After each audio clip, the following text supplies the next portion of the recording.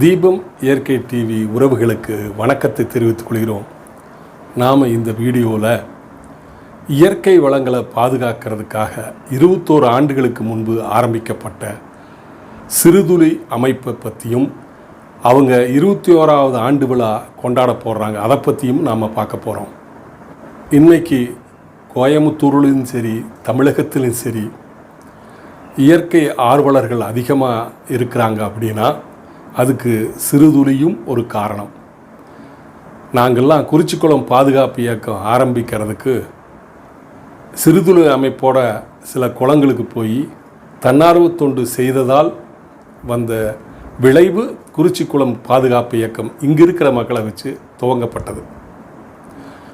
அவங்க கோயம்புத்தூரில் இருக்கிற டாக்டர்ஸ், தொழிலதிபர்கள் இவங்கெல்லாம் ஒன்று சேர்ந்து சிறுதுளிங்கிற பேரில் இயற்கை வளங்களை பாதுகாப்பதற்குண்டான செயலையும் தண்ணீர், நிலத்தடி நீர் பெறுவதற்குண்டான செயலையும் தொடர்ந்து செய்து வந்திருக்கிறார்கள். அதை நான் சொல்வதை விட அந்த விழாவுக்கு போய் மிக முக்கியமான தமிழகத்தின் 3 மாண்புமிகு மந்திரிகளை அழைச்சிருக்கிறாங்க.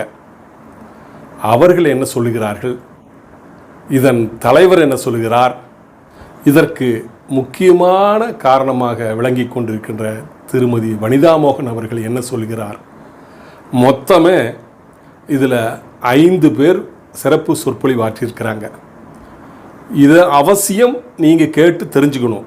அதுவும் எஸ்பெஷலி தீபம் இயற்கை டிவியை சார்ந்தவங்க அவங்கெல்லாம் என்னென்ன பணி செஞ்சுருக்காங்கங்கிறத, இதுக்கெல்லாம் முக்கியத்துவம் கொடுத்து இயற்கை வளத்தை பாதுகாக்குங்கிறத சொல்ல போகிறாங்க. அதனால் இது ஒரு 4 எபிசோடாக நாம் போட போகிறோம். அவசியம் நீங்கள் இதை பார்த்து புரிஞ்சு அதுக்குண்டான சப்போர்ட்டை நம்ம கோயம்புத்தூரில் செஞ்சு நாம் இங்கே பசுமையை அதிகமாக உருவாக்கி பூமியில் இப்போ எடுக்கிற சூட்டை தணிக்கிறதுக்கு உண்டான முயற்சியை நாம் அரசோடு இணைஞ்சு செய்வோம். குறிச்சிக்குளம் பாதுகாப்பு இயக்கத்திற்கு முறையாக அழைப்பு கொடுத்துருந்தாங்க. நாங்கள் ஒரு 5 பேர் இங்கிருந்து போயிருந்தோம். வாங்க அந்த விழாவுக்கு போய் எப்படியெல்லாம் சிறப்பாக பேசுகிறாங்க, அவங்களுடைய செயல்பாடுகள் என்னன்னு தெரிஞ்சுக்கலாம். வாங்க போகலாம். இந்த ஆண்டு விழா நிகழ்ச்சியை நவ இந்தியா பக்கத்தில் இருக்கிற இந்துஸ்தான் கல்லூரியில் சிறுதுளி ஏற்பாடு பண்ணியிருந்தாங்க. உள்ளே போகிற போதே ஒரு பேனர் வரவேற்றது. பாருங்கள், 2 பக்கம் மரங்கள் அழகாக வச்சு இந்துஸ்தான் கல்லூரி முகப்பு எங்களை வரவேற்றது.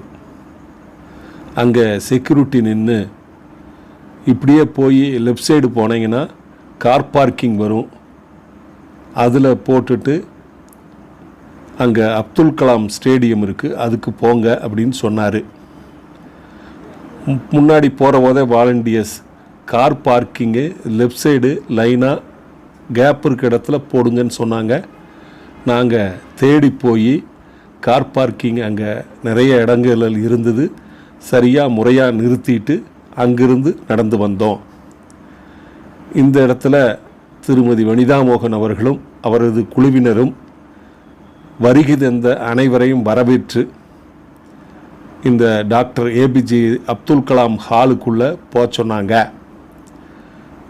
நாங்கள் அங்கே முன்னாடி பேனர் வச்சுருந்தாங்க. 69 குளங்களை அவங்க தூர்வாரி இருக்கிறாங்க. 903 மழைநீர் தொட்டியை உருவாக்கி இருக்கிறாங்க. 8 லட்சம் மரக்கன்றுகளை 113 ஈவெண்ட்டு நடத்தி உருவாக்கி வச்சுருக்கிறாங்க. அங்கே போனோன்னே எல்லாத்துக்குமே டீ ஸ்நாக்ஸ் கொடுக்கப்பட்டது. அதை சாப்பிட்டு ஆடிட்டோரியம் உள்ளே போங்கன்னு சொன்னாங்க. நாங்கள் எல்லாம் போய் முன் வரிசையில் அமர்ந்து இந்த வீடியோ எடுக்கிறதுக்கு உண்டான முயற்சி எடுத்தோம். குத்து விளக்கு அருமையாக அங்கே நிற்க வச்சுருந்தாங்க. மேடை தயாராக இருந்தது. 5 மணி அளவிலே ப்ரோக்ராம் தொடங்குன்னு சொன்னாங்க. மாண்புமிகு அமைச்சர்கள் வருகைக்காக காத்திருந்தோம். நிறையா தன்னார்வலர்கள், இயற்கை ஆர்வலர்கள் நிறையா பேர், ஆடிட்டோரியமே நிறைஞ்சு பத்தாமல் ஷீட்டெல்லாம் பின்னாடி போட்டிருந்தாங்க. நிறைய பேர் வந்து அமர்ந்திருந்தாங்க. தமிழ்த்தாய் வாழ்த்துடன் துவங்கப்பட்டது. யூடியூப்பில் காப்பிரைட் வருவதால் ஒளிபரப்ப இயலவில்லை. நொய்யல் தாய்க்கு வாழ்த்துப் பாடல். மலை உதித்து விளை நிலங்கள் செழிக்க செய்தாய், துள்ளி நடை பயின்று தூரெடுத்த குளம் நிறைத்தாய், சிறு துளிக்கு பாலூட்டி தேசமெல்லாம் பேச வைத்தாய், கருணை மிகு நொய்யல் தாயே வளமனைத்தும் அருள்வாயே, சிறு துளிக்கு பாலூட்டி எல்லாம் பேச வைத்தாய், கருணை மிகு நொய்யல் தாயே வளமனைத்தும் அருள்வாயே, வளமனைத்துவாயே, வளமனைத்தும் அருள்வாயே.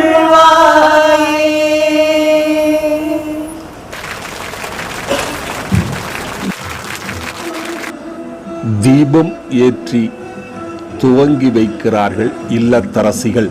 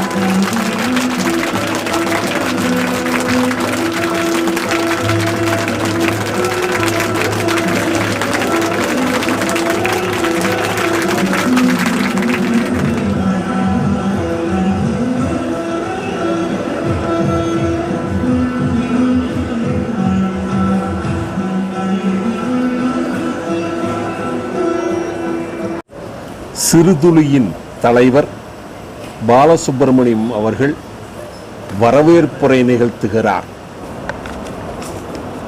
எல்லாரும் சந்தோஷமாக இருப்பீங்கன்னு நினைக்கிறேன்.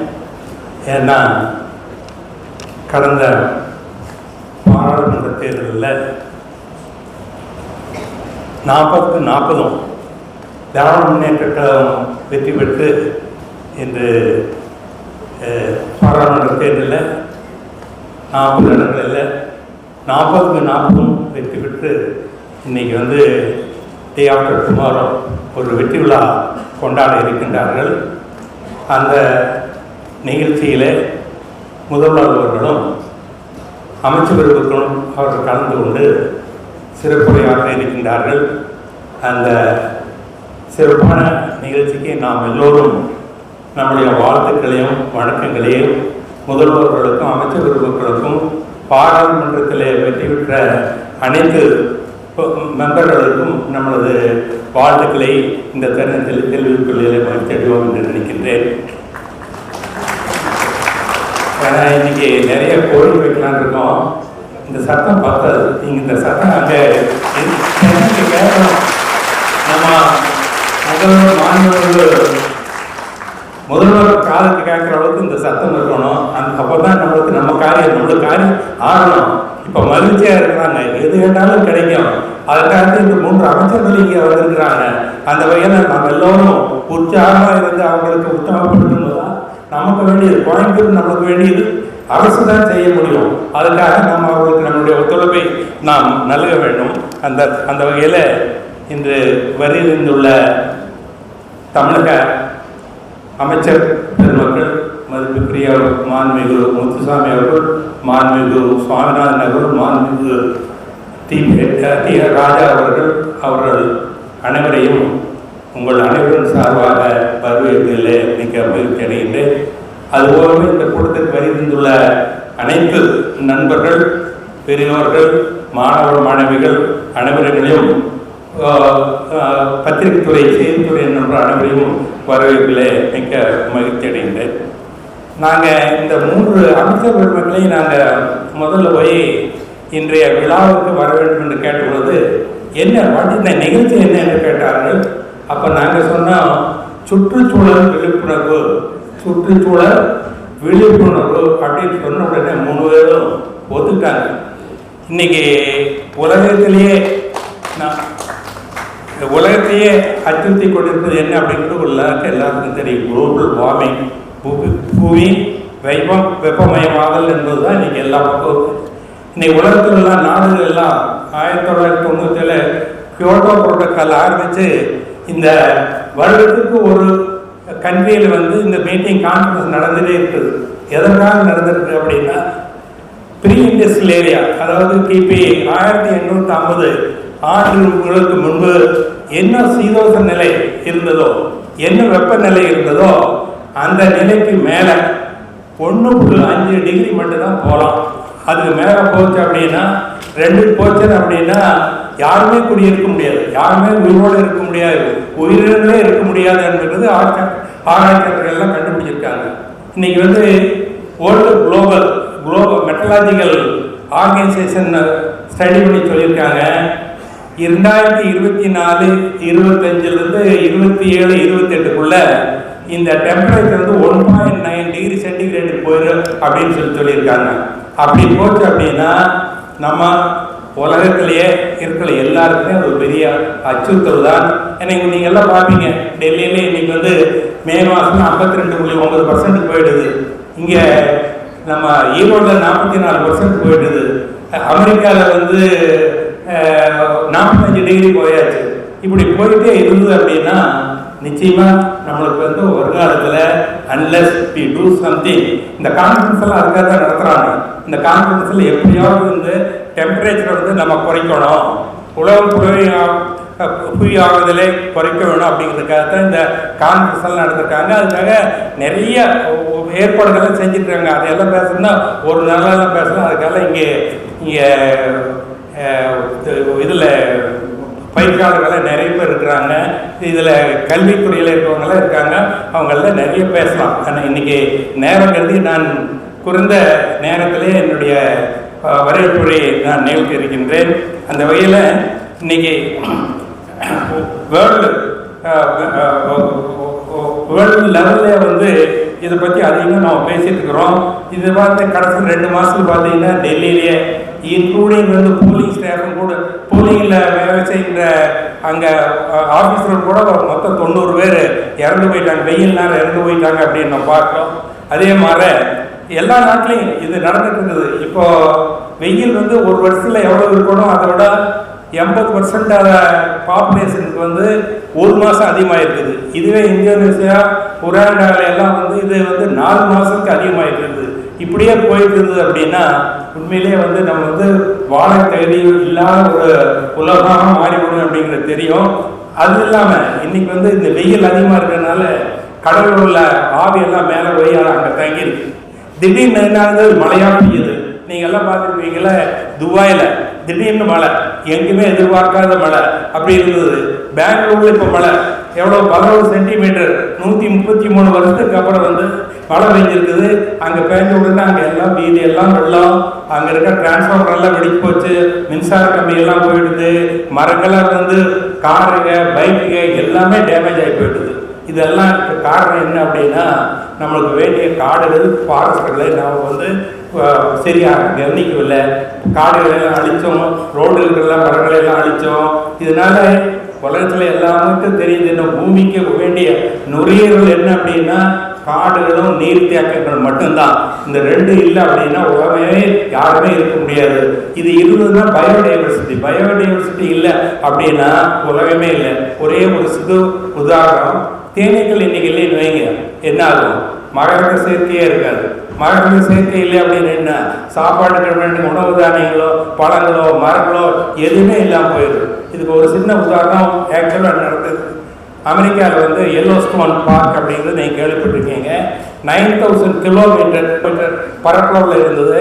அங்கே ஆறுகள் இருந்தது, ஏரிகள் இருந்தது, ஏராளமான தாவரங்களும் மரங்கள் இருந்தது. அதே சமயத்தில் அங்கே வந்து விலங்கினங்களும் நிறையா இருந்தது. கரடிகள் இருந்தது, பெரிய இது சாம்பல் நிற ஓநாய்கள் இருந்தது, மான்கள் இருந்தது, இது மாதிரி நிறைய பறவைகள் இருந்தது, எல்லாம் இருந்தது. ரொம்ப சோகமான ஒரு ஏரியாவாக இருந்தது.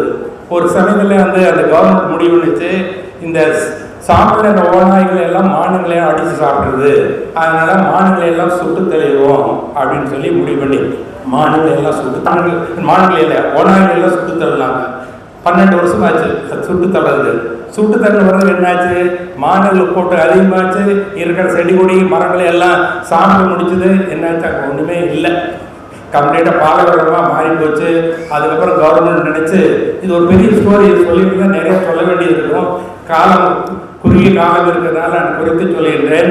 அதுக்கப்புறம் வந்து அது வந்து 50 வருஷமாச்சும் இருக்கு அதை ரீகெயின் பண்ணுறதுக்கு.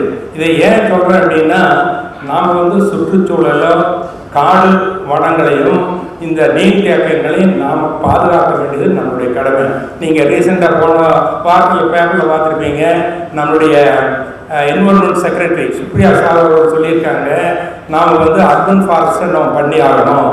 தமிழ்நாட்டில் வருகின்ற 10 வருஷத்தில் 265 கோடி மரங்களை நம்ம நட்டித்தான் ஆகணும். அப்போ தான் இன்னைக்கு இருக்கிற சூழ்நிலையில் 26% தான் நம்மளுக்கு வந்து காடுகள் இருக்கின்றன. இது 33% ஆகணும்னா இந்த 265 கோடி மரங்களையும் நம்ம நட்டு தான் தீரணும். அது இல்லாமல் நீங்கள் அர்பன் ஃபாரஸ்ட்னு பார்த்தீங்கன்னா சென்னையில் வந்து 5.7% தான் இருக்குது. இதுவே வந்து ஹைதராபாத்தில் 72% இருக்குது, பாம்பேல 25%, டெல்லியில் 12% இருக்குது. அப்படின்னா இந்த காடு வளர்ப்பு திட்டம் பெரிய லெவலில் அர்பன் லெபரன் ஏரியாவில் இதை நாம் செஞ்சு ஆகணும் அப்படிங்கிறத எல்லாருமே இப்போ சொல்லிட்டு இருக்கிறாங்க. அந்த வகையில் நம்ம கோயம்புத்தூர் பொறுத்தவரையில் இந்த சுடுதொலை பற்றி ஒரு சிறு குறிப்பை முடிச்சு வைக்கிறேன். 2003 உங்களுக்கு எல்லாருக்கும் தெரியும், தண்ணியே கிடையாது. போட்டதுன்னா காற்று தான் வரும், தண்ணி வராது. அந்த சமயத்தில் வந்து some of the corporates like Lakshmi group, Pricol group, பன்னாரியன் குரூப்பு, எல்ஜிஏ குரூப்பு கூட வந்து நாகசுந்தரம் நம்மளுடைய ஒரு சீனியர் லாயர், நம்ம சங்கரா ஐ ஃபவுண்டேஷனுடைய மேனேஜிங் ட்ரஸ்டி ரமணி, இவங்கெல்லாம் சேர்ந்து சிறுதுளின்னு ஒன்று ஆரம்பித்தோம். ஆரம்பிச்சது என்ன செய்கிறது, தண்ணி இல்லை என்ன செய்கிறது அப்படிங்கிறது தான்.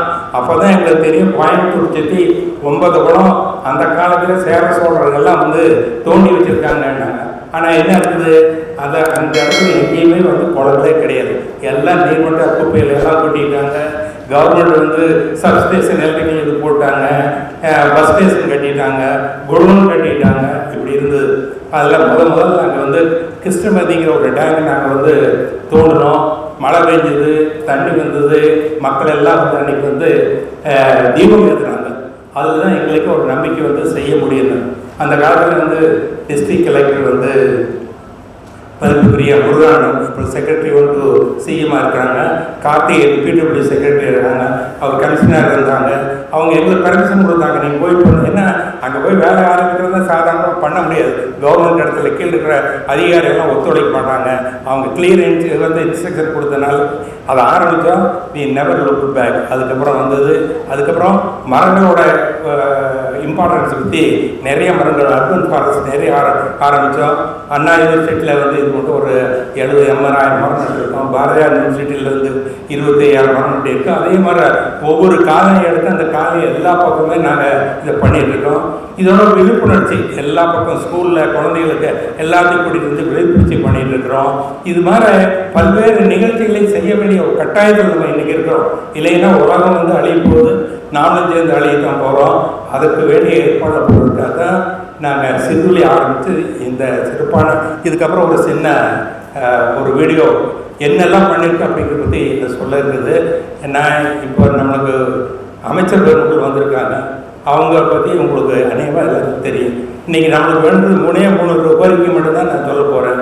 ஒன்று வந்து நொயல் நதி, அதுக்கு வந்து நொயல் நதிக்கு மேலே தென்புறம் வந்து 22 ஓடைகளும் வடக்கில் வந்து 12 ஓடைகள் வருது. அதெல்லாம் கம்ப்ளீட்டாக மூடி கிடக்குது. ஏன்னா கவனிப்பாரின்றி அது ஒவ்வொரு ரோடாக இருக்குது. இதில் 2 ஓடை மட்டும் நாங்கள் எடுத்து பண்ணோம். ஒன்று வந்து முன்னந்தரை, இன்னொரு 2வது இதையும் பண்ணோம். இன்றைக்கி வந்து செக் டேம் போட்ட உடனே அது கீழே வந்து 5,000 ஏக்கர் 10,000 ஏக்கர் தண்ணி பாயுது. இப்போ இந்த 34 இந்த 2 தருணம் இன்னும் 32 ஓடைகளையும் நம்ம கொண்டு வரணும். அதெல்லாம் ஃபாரஸ்ட் டிபார்ட்மெண்ட் இருக்குது, அது பண்ண வேண்டியது கவர்மெண்ட் தான் பண்ண முடியும், நாங்கள் பண்ண முடியாது. என்ஜிஓக்களுக்கு ஒரு அளவு தான் பண்ண முடியும். அதை தயவு செஞ்சு செய்யணும் இந்த தருணத்தில் கேட்டுக்கொள்கிறேன். ரெண்டாவது, இந்த UGD under ground drainage system வந்து உங்களுக்கு எல்லாத்துக்கும் தெரியும். இதில் இருக்கிற தண்ணி, பொல்யூஷன் இருக்கிற எல்லா தண்ணியும் வந்து ஒன்றா இந்த நொய்யல் ரிவருக்கு வருது, இல்லை அப்படின்னா எல்லா டேங்குக்கு வந்து சேர்ந்துருது. டேங்கில் வந்து சேர்ந்து என்ன ஆகி போச்சு, இன்றைக்கி அந்த தண்ணி கீழே போய் இந்த போர் போட்டாலும் போரில் இது மாதிரி தண்ணி இந்த மாதிரி ஒரு குவாலிட்டி இல்லாத தண்ணி ஒரு அளவுக்கு வந்துடுது. அதனால் யூஜிடிடியே வந்து ஆல்ரெடி செலவு பண்ணியிருக்கீங்க. இதை ஒரு இன்னும் சிறப்பான முறையில் எடுத்து இந்த யூஜிடிடியை நீங்கள் கொண்டு வரணும் அப்படின்னு கேட்டுக்கிட்டேன். மூணாவது வந்து இந்த சாலிடேட் மேனேஜ்மெண்ட்டு எல்லா ஊர்லேயும் இங்கிருந்து நாங்கள் கோயம்புத்தூர் கலெக்டர் கமிஷனர் எல்லாம் கூட்டிகிட்டு போய் ஜெர்மனியில் வந்து லெஸ்னிங் அண்ட் அசோசியேஷன் கூட நாங்கள் ஒரு எக்ரிமெண்ட் ஒன்று போடுறோம். கோயம்புத்தூர் சிட்டிங்கு எஸ்லிங் சிட்டிங்கு அவங்க வந்து அந்த ஊரில் எல்லாமே கம்ப்ளீட்டாக இன்சுலேஷன் வாயில் போட்டு எரித்து பவர் ப்ரொடியூஸ் பண்ணுறாங்க. அதில் வர வேஸ்ட் வந்து சிமெண்ட்டோட கலக்கி செங்கல்லாம் யூஸ் பண்ணுறாங்க. அதை வந்து நம்ம ஊரில் பண்ணணும்னு சொல்லி நாங்கள் கேட்டுட்ருக்குறோம். தயவு செஞ்சு ஒரு மாடலை வந்து கோயம்புத்தூர் ஆரம்பிக்கணும்னு இந்த தருணத்தில் நான் கேட்டுக்கொள்கின்றேன். இதை எல்லாம் ஏன் கேட்குறேன்னா, இங்கே வந்திருக்கக்கூடிய அமைச்சர்கள் 3 பேரும் எந்த காரியத்தை எடுத்தாலும் செய்து முடித்திருக்காங்க. ஈரோடு பற்றி தெரியும், அந்த காலத்தில் ஒரு குக்கி கிராமம், கோயம்புத்தூர் கம்பேர் பண்ணியில் ஒரு சின்ன கிராமம். அன்னைக்கு கோயம்புத்தூருக்கு ஈக்குவலாக அந்த கிராமம் ஒரு நகரமாக வந்திருக்க காரணம் இருந்தது மதிப்புடைய அமைச்சர் அவர் முச்சையா அவர்களுடைய இல்லை. அவர்கள் வந்து சின்ன வயசில் 27 வயசுலேயே வந்து இந்த அரசியலில் வந்தார். அரசியலில் வந்து முதல்ல போக்குவரத்து துறை அமைச்சராக 2 டேம் வந்திருக்காரு. நீங்கள் அப்போ அந்த சமயத்தில் பார்க்கணும், பஸ்ஸில் எப்படியோ இருந்த பஸ்ஸில் எவ்வளோ பிரமாதமாக கொண்டு வந்தார். இது கொண்டு வந்ததுன்னா இந்த பஸ்ஸெல்லாம் நல்லா இயக்கணும் அப்படின்னா அங்கே வேலை செய்கிற டிரைவர் கண்டக்டர்லாம் அவங்களுடைய வாழ்க்கை மேன்மைப்பட வேணும், அவங்க குடும்பம் நல்லா இருக்கணும் அப்படிங்கிறதுக்காக என்னன்னா ஒரு இன்ஜினியரிங் காலேஜ் போட்டாகணும்னு சொல்லி கேட்டார். அப்போ வந்து அப்போ இருந்த ஃபைனான்ஸ் மினிஸ்டர் பேரெல்லாம் சொல்ல விரும்பலை, அவர் முடியாதுன்னு சொல்லி எழுதி போட்டார். ஆனால் அமைச்சர்கள் விடலை, அதை போய் உட்காந்து சீஃப் மினிஸ்டர் உட்காந்து வாங்கி அருமையான காலேஜை நீங்கள் நடத்திட்டு இருக்கிறாங்க. இது மட்டுமல்ல, அடுத்து மெடிக்கல் காலேஜ் ஆரம்பிக்கிறது முடியுமா? மெடிக்கல் காலேஜ்னா கோயம்புத்தூர்லேயே எத்தனையோ வருஷம் இருந்து ஆரம்பித்தோம். ஆனால் அவங்க வந்து மெடிக்கல் காலேஜ் ஒன்று ஆரம்பிக்கணும்னு ஈரோட்டில் முடிவு பண்ணாங்க. அதே மாதிரி தான் finance minister it not agri for the proposal. ஆனால் விடாமுயற்சியாக அவர் எம்ஜிஆர் பீரியட் இதில் அதை வாங்கி ஒரு இன்ஜினியரிங் ஒரு மெடிக்கல் காலேஜையும் அவங்க போட்டிருக்காங்க. இது இல்லாமல் அங்கே அந்த ஊரில் நீங்கள் பார்த்தீங்கன்னா பாலங்கள் கட்டியிருக்கிறது, நீதி வளாகம் கட்டியிருக்கிறது, இது கலெக்டர் ஆஃபீஸ் கட்டியிருக்கிறது, நிறைய பாலங்கள் பண்ணியிருக்கிறது. இதெல்லாம் நீங்கள் பார்த்தீங்கன்னா ஒரு பெரிய சத்தம் இல்லாமல் எல்லா வேலையும் செஞ்சுருக்காரு அவர். ரெண்டாவது அவர் சுவாமிநாதன் அவர்கள் செய்தித்துறை அமைச்சர் அவர்கள். நாம் இன்னைக்கு வந்து நம்ம மரம் நட்டதை பற்றி பேசிட்டு இருக்கிறோம். அவர் அந்த காலத்திலே வந்து கலைஞர் காலத்தில் 2007 5000 மரங்கள் வந்து 5 லட்சம் மரங்களை வந்து அன்னைக்கே அவர் வந்து மரக்கன்றுகள் நட்டுறதுக்கு அன்னைக்கே ஏற்பாடு பண்ணாரு. நல்ல ஓடையில் வந்து ஒரு செக் டேம் கட்டி 4000 ஏக்கரா தண்ணி வயலுக்கு ஏற்பாடு பண்ணாரு. அது போல ஒவ்வொரு வேலையில் அவரோட வந்து சத்தம் இல்லாமல் செஞ்சு முடிச்சுட்டு இருக்காங்க. அதுக்கப்புறம் நம்மளுடைய அன்புக்குரிய பெரிய இண்டஸ்ட்ரீஸ் மினிஸ்டர் இப்போ வந்து டேக் ஓவர் பண்ணியிருக்காங்க. இளைஞர் அவர் இந்த பாராளுமன்ற எலெக்ஷனுக்கு முன்ன அவரை நான் சந்திக்கக்கூடிய ஒரு சந்தர்ப்பம் கிடைச்சது. அப்போ கேட்டார், ஓட்டு வேணும்னு அவர் கேட்கவே இல்லை, உங்களுக்கு என்ன வேணும்னு தான் கேட்டார். அவரோட இது வந்து எங்கேயுமே ஆரம்பிச்சு எங்களுக்கு ஓட்டு போடுறதுன்னு கேட்கவே கிடையாது, உங்களுக்கு என்ன வேணும் அப்போ நான் சொன்னேன், ஒன்றும் இல்லைங்க, நொய்யல் நிதியில் ஒரு 30 ஓடை இருக்குது, அதை மட்டும் சரி பண்ணி கொடுக்கணும். உடனே வந்து எனக்கு இவர் என்வரன்மெண்ட் செக்ரட்டரி ஃபோன் பண்ணாங்க. ட்ரோன் மூலமாக உடனே அதெல்லாம் படம் எடுத்து எனக்கு அதை கொடுக்கணும்னு சொன்னாங்க. அதுக்கப்புறம் டெப்டி சேர்மன் பிரைமரி கமிஷன் அவர் கூப்பிட்டு மிஸ்டர் ஜெயரஞ்சன் நகர் அவர் கூப்பிட்டு சொன்னார், இது மாதிரி ஒரு ப்ரொபோசலுக்கு இதை கொண்டு வந்து நீங்கள் அடுத்த பிரைமரி கமிஷன் இதில் நீங்கள் கொண்டு வந்து இதை நிறைவேற்றி கொடுக்கணும் அப்படின்னு உடனே அவங்க ஆக்ஷன் எடுத்தாங்க. அதனால் இந்த 3 பேர் வந்திருக்கிறதுனால நிச்சயமாக நாம் நினைக்கிற இந்த கோரிக்கைகளெல்லாம் கண்டிப்பாக நிறைவேற்றுவாங்கன்னு நினைக்கிறேன். இப்போ வெற்றி எல்லா வெற்றியிலும் இருக்கிறாங்க, வெற்றி கலைப்பு இருக்கிறாங்க. இது வந்து விழாவாக கொண்டாட போவாங்க நாளான்னைக்கு. அந்த விழாவில் உங்களுக்கு இந்த 40 தொகுதியிலையும் எந்த தொகுதியில் வந்து உங்கள் வெற்றி பெற்றிருந்தாலும் கோயம்புத்தூர் வெற்றி பெற்றிருக்கீங்கன்னா உங்களுக்கு வெற்றியே இல்லை. அந்த வெற்றியை நீங்கள் பெற்றிருக்கோம், அந்த வெற்றியை நாங்கள் கொடுத்துருக்குறோம். அப்படி கொடுத்த எங்களுக்கு நீங்கள் இந்த பரிசாக இந்த 3 கோரிக்கைகளை வந்து சீஃப் மினிஸ்டரோட சொல்லி 15ஆம் தேதி அன்னைக்கு உங்களுடைய புது நிகழ்ச்சியிலே அறிவிக்கப்பட்டிருந்த தருவதில் கேட்டுக்கொள்கின்றேன். இதெல்லாம் நடக்குது. என் கோயம்புத்தூர் இவ்வளோ ஹாப்பியாக இருக்கிறோம், இவ்வளோ வந்து ஓடைகள் இதெல்லாம் நாங்கள் பண்ணியிருக்கோம், மரங்கள் நட்டிருக்கோம்னா இதுக்கெல்லாம் வந்து எல்லாம் முழுவதும் காரணம் எல்லாமே வந்து எங்களுடைய நிர்வாகர்கள் திரு வனிதா மோகன் அவர்கள் நம்ம எல்லாரும் பாராட்டுகள். அவரு கூட வந்து steering committee members Sujini Balu, Krishnasamy, Chandrasekar, இது மாதிரி கூட வந்து அமெக்ஸ் பார்ட்டி மெம்பர்ஸ் இவங்க எல்லாம் வந்து செஞ்சதுனால வந்து நம்ம இந்த முயற்சியில் நம்ம வெற்றி பெற முடியுது. இன்னும் பெரிய அளவில் பண்ணணுங்கிற இதெல்லாம் ஒரு சின்ன அளவு தான் நினைக்கிறாங்க. இந்த 3 கோரிக்கைகளை நிறைவேற்றினாங்க. நிச்சயமாக வந்து கோயம்புத்தூரில் வந்து ஒரு மாடல் சிட்டியாக வந்து நீங்கள் செய்கின்ற அந்த எல்லா பிரிவையும் உங்கள் முகவருக்கே சேரும், 30 வரைக்கும் முகவருக்கே சேரும். இந்த தினத்தில் தெரிவித்துக் கொண்டு வருகிற அனைவருக்கும் மனமான நன்றிகளை சிறு வைத்து வணக்கம். சிறுதுளியின் விழாவிற்கு வருகை தந்த மாண்புமிகு அமைச்சர்களை மேடைக்கு வரவழைத்து அமர வைக்கிறார்கள், கௌரவிக்கிறார்கள்.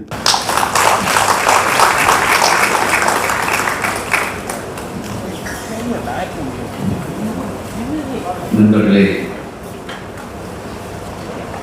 அமைச்சர் மாண்புமிகு திரு சு. முத்துசாமி ஐயா அவர்கள் வீட்டு வசதி, நகர்ப்புற வளர்ச்சி, மதுவிலக்கு, கலால் மற்றும் ஆயத்தீர்வைத்துறை அமைச்சர் சற்றே அவசரமாக செல்லவிருப்பதால் அவர் உடனடியாக தன்னுடைய சிறப்புரையை இப்பொழுது ஆற்றும்படி அன்போடு கேட்டுக்கொள்கிறேன்.